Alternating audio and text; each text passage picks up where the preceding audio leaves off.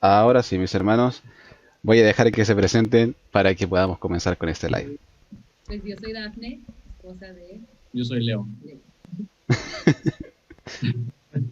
Bien, como lo había comentado anteriormente, yo lo que iba a hacer, bueno, lo que queremos hacer es un diálogo con respecto a las verdades fundamentales del cristianismo, ya que hoy por hoy, bueno, ante toda la historia del cristianismo, desde que comenzaron la iglesia primitiva, el tiempo de los apóstoles, toda la historia de la iglesia está manchada o está repleta de momentos donde han existido herejías o ha existido oposición a la verdad.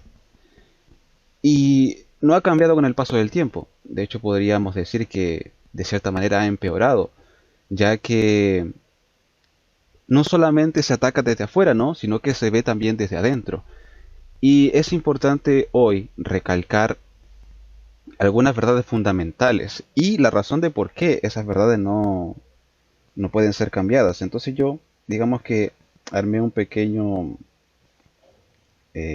pequeña lista de cosas que no son em,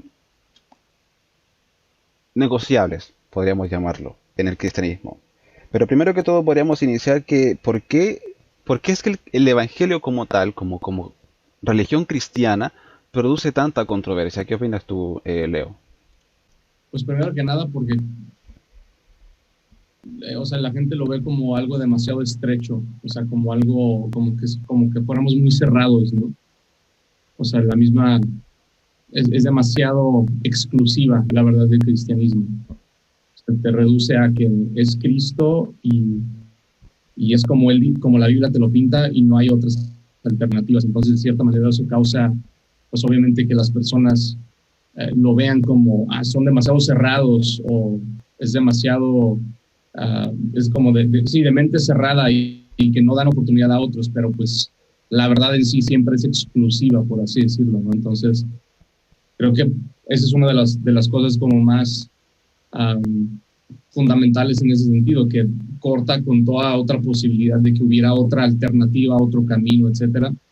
Pero por otro lado, pues confronta el pecado, tal cual, o sea, no es una religión en cierto sentido que te permita vivir como tú quieras, ¿no? O sea, te confronta el pecado y pues, seguir a Cristo es escucharlo a Él, es obedecerlo a Él, y eso es algo a lo cual, pues obviamente una persona sin el Espíritu, pues no quiere eso, no quiere escuchar que tiene que dejar su vida y vivir ahora como se lo exige Cristo, como se lo pide Cristo, y al mismo tiempo, hablando ya del aspecto de la justificación, pues la justificación obviamente es totalmente por gracia, en cierto sentido hasta choca con la religiosidad humana, en donde las personas creen que no tenemos que nosotros obrar y yo tengo que autojustificarme. Entonces, como no existe la autojustificación,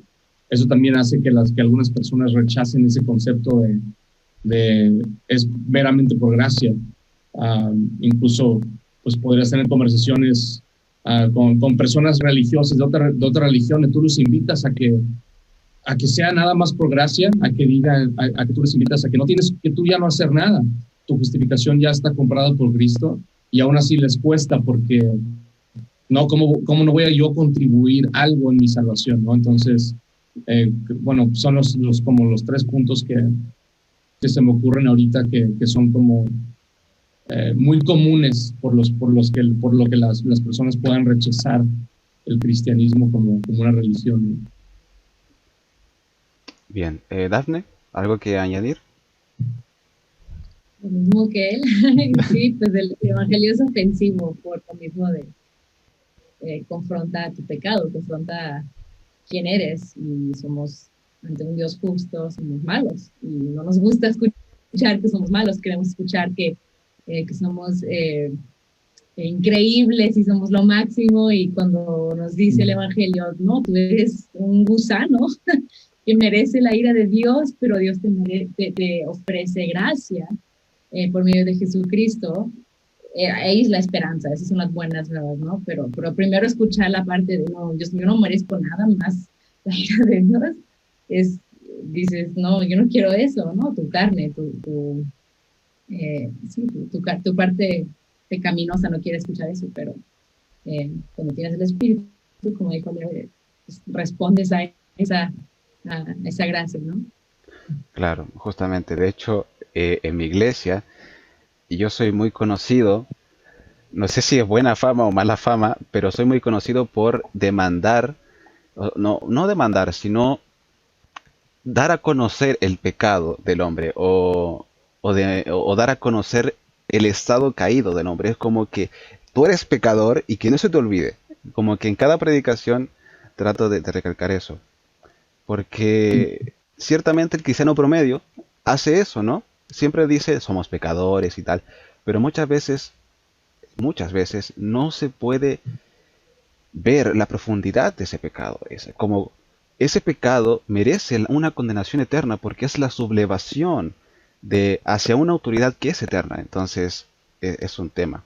Bueno, para recordar, o si es que por el tema este de la transmisión no se puede escuchar y tal, ellos son esposos, ¿no? O sea, marido y mujer.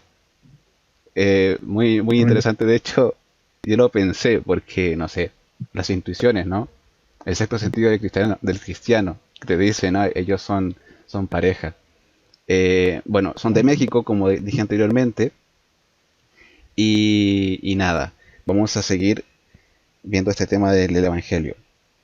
Ahora, ¿por qué razón el Evangelio, como lo dijimos anteriormente, es tan exclusivo? ¿No? Porque esta verdad es la verdad que se levanta sobre toda verdad que se pueda decir. ¿Qué piensan ustedes? Am, pues yéndonos por, sí, o sea, por el lado como más en cuestión de la lógica, o así como, pues simplemente por definición la verdad es exclusiva. O sea, una verdad tiene que ser exclusiva en sí misma. Am, o sea, cuando algo es verdad, ahorita me preguntaste que si estamos casados, pues o es verdad o no lo es, ¿me entiendes? No es, estamos medio casados, o sea, estamos casados o no lo estamos, entonces, sucede lo mismo con cualquier cosa, ¿no? Y lo aterrizas eso al plano de la religión, um, al plano de la creencia, de la fe, o sea, hay una verdad exclusiva, hay una verdad y nos guste o no nos guste, sabiendo que hay un Dios creador de todas las cosas, el que crea el universo, es el que establece todas las leyes, desde las leyes lógicas hasta las leyes naturales, etcétera, dentro de todo el universo. Él ha establecido que el mundo opere bajo ciertas verdades, bajo ciertos fundamentos. Entonces, yo creo que es una parte que no queremos aceptar como hombres, es decir, no queremos aceptar que hay un Dios que habla, que dicta qué es verdad y cuál es el camino, cuál es la religión correcta delante de Dios. Y pues como dice, o sea, Romanos 1, o sea, cambiamos la verdad de Dios por la mentira. O sea, no queremos creer que hay una verdad establecida por Dios. Y queremos nosotros crear nuestras propias verdades, nuestras propias ideologías, y pues ahí surgen todas las demás religiones, ¿no? Claro, yo pregunto esto porque a la luz de esta sociedad del siglo XXI, hay como una necesidad de que todo el mundo esté bien, ¿no? Como satisfacer el deseo de todos. Y ese es el problema, porque la realidad no satisface la realidad de todos. Si, por ejemplo, no sé, mi casa se está quemando y tengo yo dos posibilidades. Tengo aquí un tarro, vamos a suponer que ese tarro, no, con ese mismo tarro puedo apagar todo el incendio. Tengo aquí un tarro con gasolina y otro tarro con agua. Yo no puedo pensar que esos dos tarros son agua porque, bueno, tengo más agua, ¿no? Son dos tarros. No, la realidad es, como tú dices, ¿no? Es una realidad, es un estándar que no se puede violar. Pero hoy la sociedad ha querido, ¿no? Tratar de establecer ciertas verdades subjetivas y decir, bueno, ¿por qué tú no puedes ser feliz con tu fe y yo no puedo ser feliz con mi fe al otro lado. ¿Por qué no sé, el musulmán con el cristiano no pueden ser amigos? Y ahí es cuando nosotros comenzamos a establecer el por qué, ¿no? ¿Por qué el Evangelio es la verdad exclusiva? ¿Por qué no puede compartir esa exclusividad con otros? Porque hay verdades que pueden convivir. Por ejemplo, que el sol sale de día, que la luna sale de noche. No sé, la verdad de que el fuego quema y que el hielo enfría. Son verdades que pueden convivir. Pero cuando hablamos del Evangelio, tenemos que determinar que si el Evangelio es verdad, todas las religiones son falsas. Si el cristianismo no es verdad, si el Evangelio no es verdad, bueno, puede que hayan ciertas verdades que puedan convivir. ¿Y cuál es el punto del Evangelio que es tan determinante? Es la resurrección, pienso yo, de Jesucristo, ¿no? Si Jesús resucitó, el Evangelio es cierto. Y si el Evangelio es cierto, ninguna religión puede ser cierta. No pueden haber dos dioses diferentes. No puede haber un ídolo y un Dios siendo únicos. O sea, o está el Dios sobre todos, o hay muchos ídolos. Entonces, considero que es importante ese punto, porque hace poco tuve una conversación con un amigo y me dijo, ¿por qué los cristianos se creen tan exclusivistas y siempre son tan arrogantes que dicen tener la verdad? Pero hay un punto, hay una relación entre decir que tenemos la verdad y las razones que nosotros tenemos para determinar que el Evangelio es la religión correcta y es la resurrección de Jesús. Y eso tiene que ver con la apologética. ¿Cómo podemos demostrar que la resurrección de Cristo fue cierta históricamente, a través de evidencias, etcétera? Entonces, creo que eso es el tema, ¿no? La verdad puede ser una sola, no pueden haber dos verdades que se contraponen. Algo no puede ser y no ser al mismo tiempo, eso es una contradicción lógica. Ahora, el fundamento más firme del Evangelio, ¿cuál piensas tú que puede ser? ¿Cuál es la base que nos dice a nosotros que esta es realmente la verdad?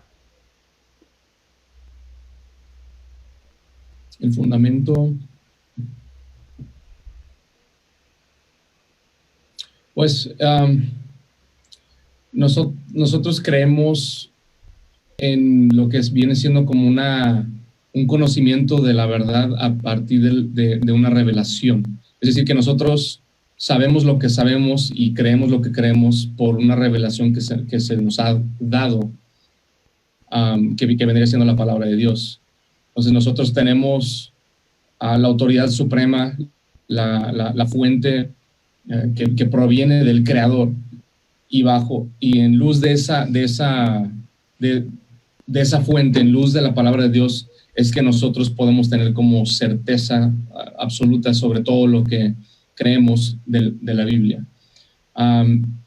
Y volteándolo un poquito como en lo negativo, se podría decir que si tú no partes de las Escrituras, si tú no partes de la palabra de Dios, la realidad en la que vivimos no la puedes entender. No sé si tiene sentido. Entonces, si tú te separas de la Biblia, no entiendes el problema del hombre, no entiendes el propósito del hombre, no entiendes la solución, es decir, el evangelio del hombre, y no entiendes el futuro tampoco. Entonces necesitas a fuerzas partir desde la Escritura para poder entender todas estas cosas. Entonces nosotros partimos desde la Biblia para poder nosotros entender el mundo exterior, y muchas veces la contraparte quiere hacerlo al revés, quiere como desde afuera querer juzgar, criticar, entender la Biblia, cuando más bien es al revés. Si no partes de la Biblia no puedes ni siquiera hacer nada de esas cosas. No sé si tiene sentido. Es un poco revoltoso, pero es que no puedes explicar el mundo si no partes desde las Escrituras. Entonces, cuando tú, igual que yo lo veo como con un celular, ¿no? Tú puedes tener un iPhone, y si alguien te entrega el librito del Samsung, y estás tratando de entender el manual y el celular y algo no hace clic. Y eso va a suceder con todas las filosofías, todas las religiones que tú escuches en el mundo. Cuando tú analizas lo que ellas dicen respecto a la realidad, lo que es tangible, y ves que no cuadra, tienes un problema y esa religión se quiebra, se quebranta, ya no funciona. Con el cristianismo, tú puedes tomar todas las verdades y probarlas con lo que tú ves en el mundo y comprobarlas. Es decir, que ya tienes como el manual detrás para tú entender y tener la perspectiva correcta delante de lo que tú ves en la realidad. Y eso no sucede con ninguna otra religión. Todas las religiones van a caer en un punto u otro. No sé si tenga sentido, pero es así más o menos como nosotros vemos las escrituras, pues que ese es el fundamento de todo. Justamente, de hecho ese es el fundamento. El problema crucial es que ante una sociedad tan demandante de evidencia, tan emocional, piensa que sus emociones son evidencia, pero eso totalmente es ridículo. Entonces, hay una gran diferencia entre las emociones, los sentimientos, lo que yo quiero pensar o lo que a mí me gusta y lo que es real. Entonces, para mí el fundamento más firme para considerar que el Evangelio es verdad, que es único, o que es la única verdad, es la resurrección de Jesús. Ese es el fundamento. Pablo dijo, si la resurrección de Cristo no fue, si Cristo no resucitó, vana nuestra predicación. Somos los hombres más dignos de conmiseración, porque solamente estamos predicando otra filosofía más, otra religión más. Pero si Cristo resucitó de los muertos, si eso es verdad, quiere decir que Jesús dijo, o sea, es quien dijo ser. Porque recordemos que él, durante todos los evangelios, él predijo su muerte. Le dijo a sus discípulos, mira, yo voy a morir así, así, así. Entonces, el hecho de que Jesús haya resucitado primero, demostró su ministerio. Segundo, demostró quién era él. Entonces, su resurrección es la base sobre la que se fundamenta toda la fe cristiana. Y eso se puede demostrar. Eso se puede evidenciar a través de la evidencia arqueológica, de testimonios, eh, y a través de los manuscritos que pueden ser fidedignos a través de la crítica textual y demostrar que lo que se decía hace 2000 años es lo que tenemos hoy en nuestras Biblias. Entonces, es impresionante. Y como tú dijiste, ¿no? Tú tomas todas las verdades que dice la Biblia y las aplicas al mundo y son lógicas. O sea, decir, te dan una visión tan congruente, una visión tan ordenada del mundo, que es imposible negarlas. O sea, científicamente es imposible, pero emocionalmente sí lo es. Y eso es lo que el hombre hace. Rechaza a Dios de la forma emocional, rechaza a Dios desde su corazón. Y voy a hacer un inciso, un paréntesis, mi amigo David, que es el que administra la página Religión al Descubierto, ¿no? Me saluda en los comentarios, bendiciones David, Dios te continúe bendiciendo. Espero poder seguir haciendo estos live para compartir la palabra de Dios y bueno, ahí vamos amigo, muchas gracias por tu apoyo. Bien, vamos a continuar con este pequeño análisis acerca de los evangelios desde una mirada más teológica, ¿no? Con David estuvimos viendo una mirada más histórica y tengo acá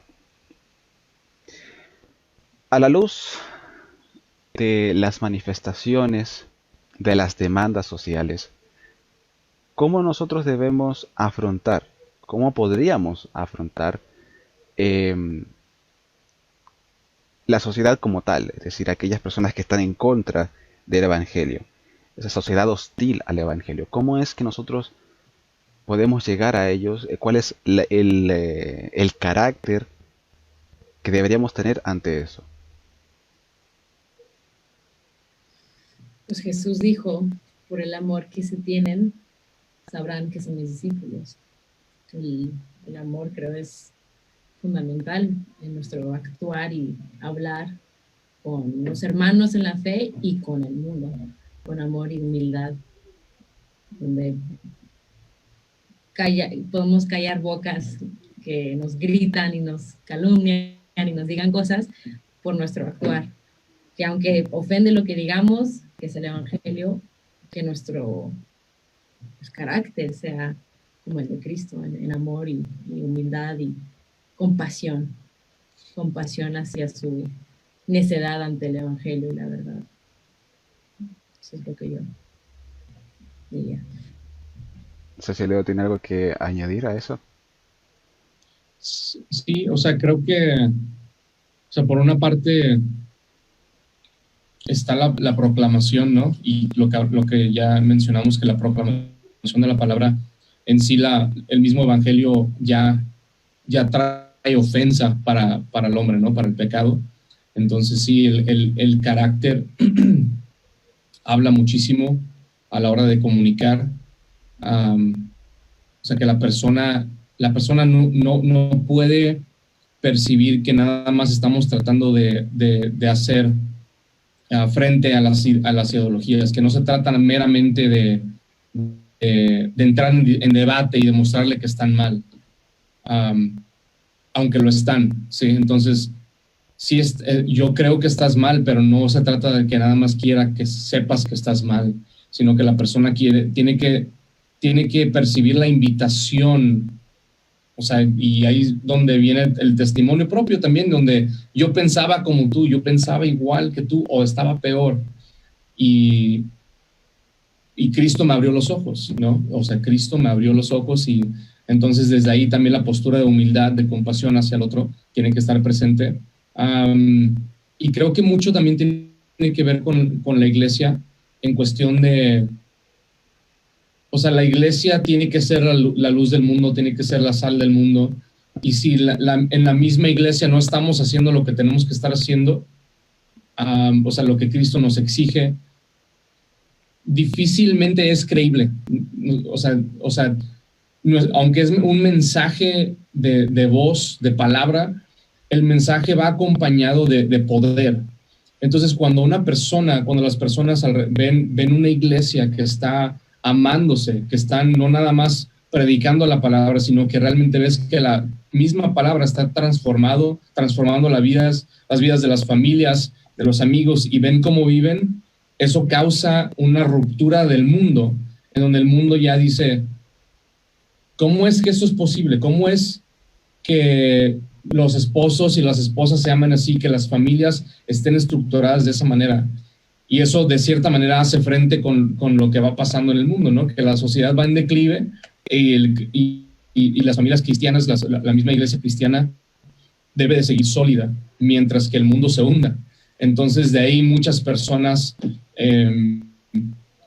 les llama la atención el mismo mensaje o el mismo testimonio, lo que ellos ven en las vidas de las personas. Ahí ven la luz, ven la sal, y nosotros debemos de poder comunicar el mensaje en luz de eso efectivamente, ¿no? O sea, la gloria es de Dios, eso es por el evangelio, ese es el reino de Dios, eso es lo que hace el evangelio en mi vida, en nuestras vidas, y te estamos invitando a que vengas a eso, ¿no? Entonces creo que, y es algo que lentamente he ido también yo aprendiendo, porque hay mucho, o sea, nosotros cuando recién empezamos a entender, por ejemplo, las doctrinas reformadas y cosas así, hay como un celo por que la gente las crea y las entienda, y te metes en debates, y entonces hay como, y luego está la contraparte, ¿no? O sea, al otro lado también está la defensiva, y cuando hay como cosas como lo que estás diciendo que no son parteaguas, no son como que no son fundamentales para ser hermanos, ¿me entiendes? Entonces, que debemos nosotros como iglesia también tener la sabiduría de dejar a un lado algunas cosas para realmente propiciar el amor y la unidad que tenemos en Cristo, ¿no? No sé, son algunas ideas que se me vienen a la mente. Maravilloso, de hecho, es que es así, es eso. Y eso es lo que a mí me ha enseñado las doctrinas reformadas. Es decir, ¿sabes lo que significa que estás aquí por gracia? ¿Sabes lo que es la gracia? Entonces, ¿cómo puedes ser tan arrogante? Bueno, uno sabe porque el corazón del hombre es miserable, ¿no? Pero es que es algo tan increíble, es un amor tan maravilloso que que el resultado, el efecto debe ser amar incondicionalmente al otro, que aunque hayan diferencias, uno debe procurar la unión, la unidad. Eh, y ese es el testimonio, como tú dices, es decir, lamentablemente, lamentándolo mucho, hablaba con un amigo y él me tiraba vez tras vez que es que los evangélicos aquí, los allá y que la cosa, y que los pastores corruptos. Hay aquí un pastor que es muy conocido, Pastor Soto, que se hizo conocido porque hizo una entrevista con un homosexual y él mientras hizo la entrevista colocó la bandera LGBT y la usó como alfombra. Y después de eso fue invitado a otra entrevista. Y bueno, su carácter no fue el mejor, ¿no? Y lamentablemente eso se queda más que el mensaje. La actitud de un creyente se queda más que lo que dice, que el mensaje que está dando. Porque el mensaje más fuerte que da es a través de su carácter. Entonces, muchas veces pensamos, ¿no? Que lo mejor es predicar. Y sí, lo mejor es predicar, pero con nuestras vidas. Entonces, es algo tan obvio puede ser, pero es algo que muchas veces se nos va. Y el carácter, que es lo más importante, lo descuidamos. Y el mensaje que damos no tiene peso porque el carácter con el que predicamos ese evangelio no tiene ni pies ni cabezas. Entonces eso es una de las cosas tristes que ha sucedido a lo largo de toda la historia de la iglesia. Hombres que en vez de glorificar el nombre de Cristo le escupieron en su cara. Y es triste. Se supone, a ver, ¿cómo era la pregunta que había formulado yo? Así como podemos responder a la sociedad que es hostil. Y es simplemente manifestar eso que Dios nos ha dado. Pero si no tenemos eso que Dios nos ha dado, no podemos convencer al mundo de pecado, porque es el Espíritu. Y si el Espíritu no habita en nosotros, ¿cómo esperamos que el Espíritu habite en los demás?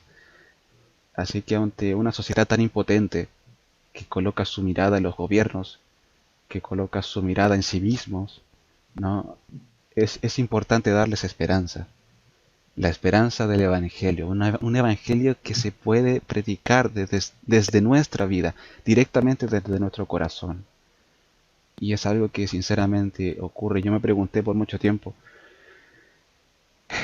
¿por qué hay tantas denominaciones? ¿Por qué hay tanta división? Y esa es la siguiente pregunta que quería desarrollar, ¿no?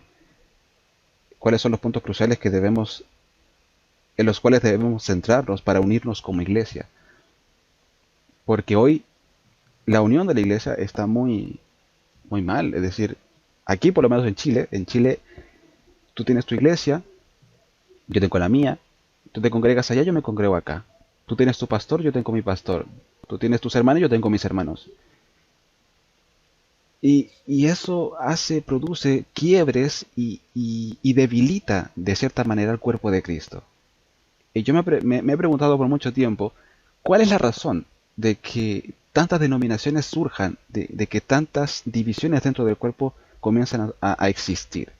¿Qué es lo que puedes decirnos con respecto a eso?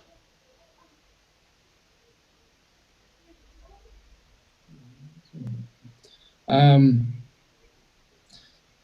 pues número uno, el pecado, que es lo obvio, ¿no? O sea, por un lado, eso puede suceder a nivel cabeza, es decir, los pastores pueden ser los mismos que están sembrando esta división.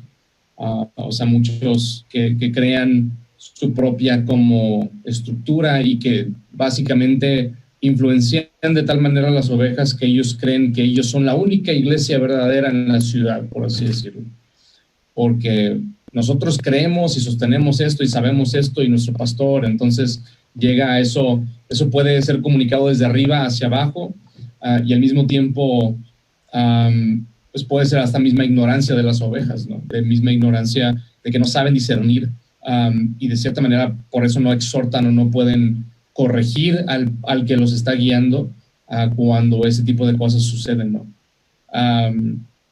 Por otro lado, sabemos, o sea, la división en cierto sentido es prometida La misma Biblia advierte de este tipo de cosas, advierte de los falsos maestros, de los lobos, advierte de los maestros que van a estar dando contenido a las personas que nada más quieren alimentar sus propios deseos, lo que ellos quieren escuchar. Entonces, ese tipo de cosas pues van a seguir sucediendo, ¿no? Y de cierta manera son necesarias para hacer distinción entre los que están en la fe y los que no. Ahora, yo creo que por el lado de lo que son las iglesias, hablando de los que realmente pertenecen a Cristo, los que realmente son la iglesia, yo creo que de cierta manera nos hemos dejado influenciar tanto por el mundo de afuera, que ya es difícil hacer la distinción dónde empieza la iglesia y dónde termina. Entonces, pienso, por ejemplo, en cosas sociales en Estados Unidos, ¿no? Como había una división política muy fuerte ahora que fueron las elecciones. Y de cierta manera, la gente creía que unos son cristianos y los otros no. ¿Sí me entiendes? Como si el cristianismo fuera como estuviera unido a un partido político o estuviera unido a un lado del bando, de izquierda o derecha. Cuando, pues tal vez hay cristianos de los dos lados, ¿me entiendes? Pero el cristianismo no se define por eso, se define dentro de la iglesia. Y entonces hasta en eso hay una división y hay una ruptura, es decir, ya no se sabe dónde empieza el cristianismo y dónde termina. Y eso creo que se debe mucho a la misma ignorancia de las ovejas, de que cada quien está pues operando como quiere.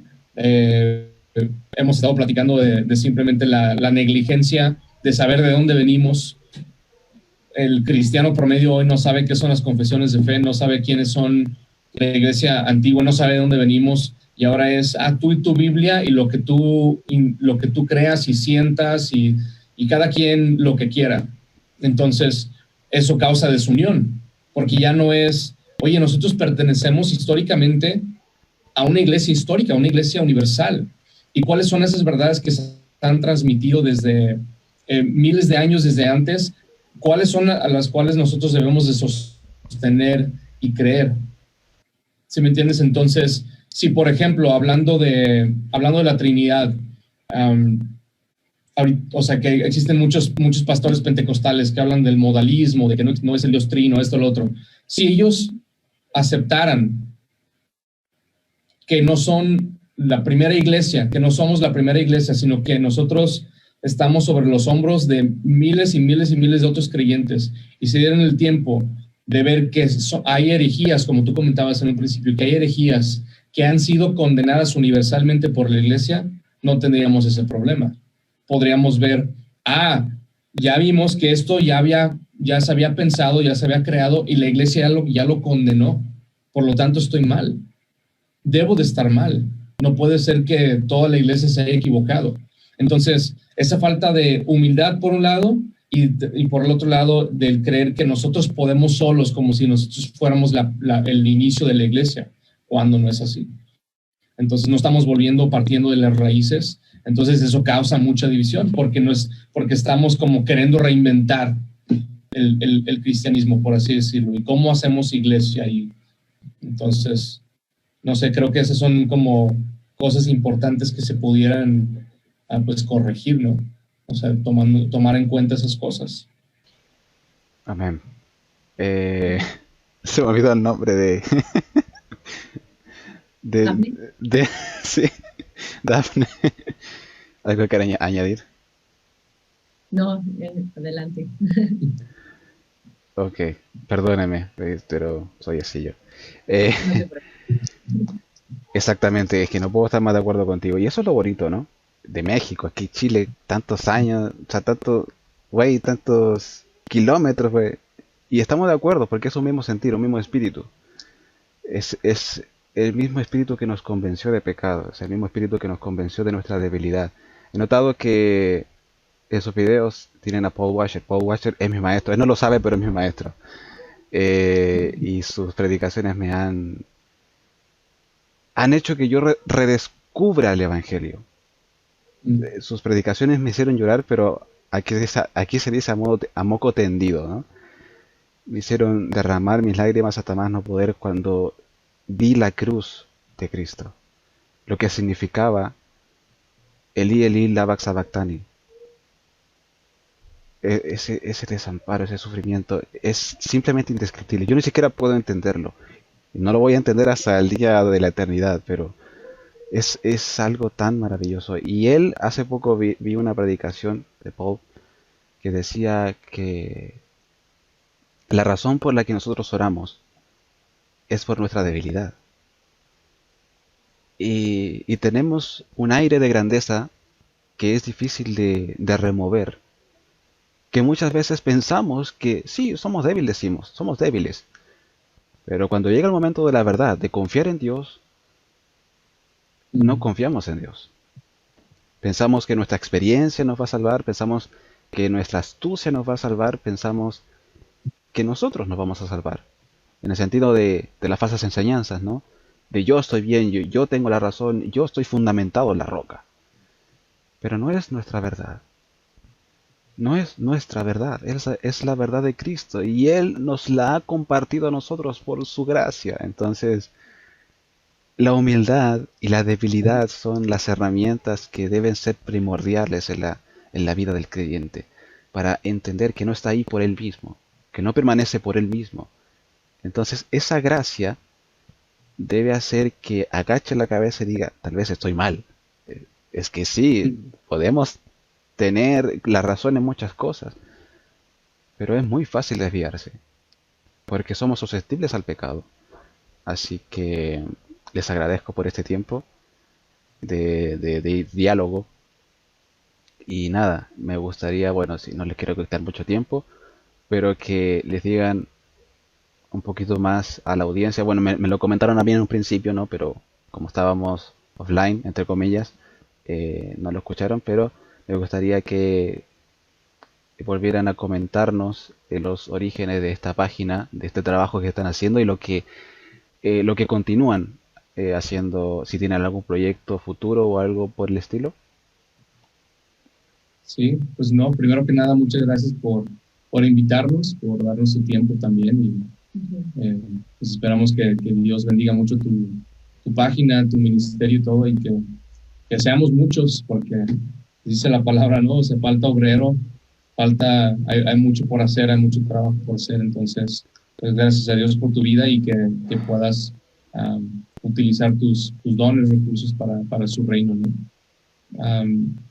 Y nosotros estamos tratando de, básicamente, por medio de contenido, productos y recursos, um, tratando de igual proclamar la palabra, proclamar el evangelio por donde podamos, específicamente utilizando mucho lo que son los medios audiovisuales, entre video, música, etcétera. Y también creo que, de hecho, sí me escribiste, ¿no? Sobre la ropa. Sí. Tengo una playerita. Estamos haciendo también ropa, diferentes cosas, pues, porque lo que queremos es como tratar de proclamar por donde podamos, por donde se pueda. Y estamos trabajando ahorita en una aplicación, una app en donde vamos a almacenar todo el contenido que estamos produciendo y más, pero va enfocado más a un lado de recursos, en donde va a haber como recursos de discipulado, recursos de evangelismo y recursos de adoración, buscando que precisamente mucho de lo que estábamos hablando pues no privatizar, no es como yo en mi Biblia, sino qué podemos poner aquí en donde podamos todos estar conectados con las verdades universales del cristianismo, entonces incluyendo catecismos, confesiones, los credos, entiendo, o sea, himnos, no nada más canciones contemporáneas, sino buscando así como que esa unión con la iglesia antigua, la iglesia antes de nosotros, ¿no? Y buscando, pues, tratar de hacer de ánimo para otros creyentes en Latinoamérica específicamente. Entonces, pues en eso estamos ahorita. Fantástico. Pero la pregunta del millón, ¿no? ¿Cuándo van a poder venir a Chile las poleras, la ropa? De verdad están muy bonitas. Me gustaría algún día adquirir una. Bien, Pues espero que próximamente estamos en eso viendo, porque si nos han escrito de otros lados y queremos ver la forma de expandir a otros países. Hay que orar. claro, hay que orar. Dice aquí una amiga, bueno, es una hermana de la iglesia, pero ya hay una comunión tan grande que yo ya la considero amiga. Cuando hay hermanos que son más íntimos, ¿no? Los llama por su nombre, no le dices hermano tal, sino que los llama por su nombre, y ella es una de esas personas. Ella dice gracias y paz a este hermoso matrimonio. Ella es una mujer, una guerrera del Señor. Llegó de Venezuela a nuestro país y se ha transformado eh, en una verdadera compañía. Ella y su familia, ¿no? Su marido, sus hermanas, sus hermanos han sido de enorme bendición para nuestra iglesia y bueno, ahí es cuando los lazos se forman y es bonito. Muchas gracias por su atención, su tiempo, su disposición. Así que bueno, estaremos en comunicación, cualquier cosa. Ya tienen mi número, obviamente. Si tienen algo, bueno, yo soy ingeniero informático. Si quieren, yo también los podría ayudar en algo. Sabe Dios si hay algo en que Gracias. pudiera ayudarlo. Bueno, estoy aquí para lo que deseen o necesiten. Pues igualmente, muchas gracias, brother. Bien, vamos a terminar entonces. Mis hermanos, Dios les bendiga a todos los que nos están viendo y nos vemos en otra ocasión.